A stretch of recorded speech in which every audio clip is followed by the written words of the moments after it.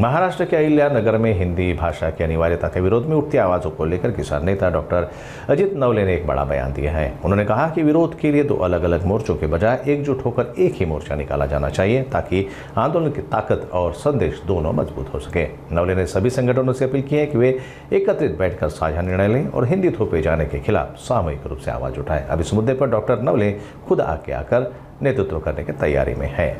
हिंदी सक्तीच्या विरोधात महाराष्ट्रामध्ये दोन वेगवेगळे मोर्चे काढण्याच्या बद्दलच्या घोषणा झालेल्या आहेत। अनेक विचारवंत, बुद्धिजीवी, साहित्यिक यांना ह्या मोर्चांमध्ये आणि आंदोलनामध्ये सहभागी होण्याची इच्छा आहे। डावे पक्ष आणि डावे विचारवंत सुद्धा मराठी भाषा वाचावी, मराठी संस्कृती वाचावी यासाठी आंदोलनात उतरण्याच्या मनस्थितीमध्ये आहेत।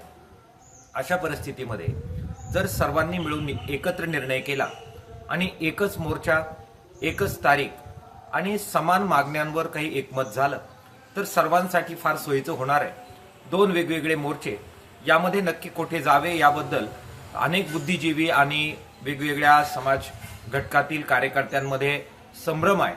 त्यामुळे आम्ही आपल्याला विनंती करू इच्छितो, सर्व ज्येष्ठ नेत्यांना विनंती करू इच्छितो, एकमत करावं, एकत्र बसावं आणि एकच तारीख, एकच मोर्चा सर्व मराठी जनांचा हिंदी सक्तीच्या विरोधात मुंबईमध्ये काढला जावा अशा प्रकारचे प्रयत्न करण्याची आवश्यकता आहे।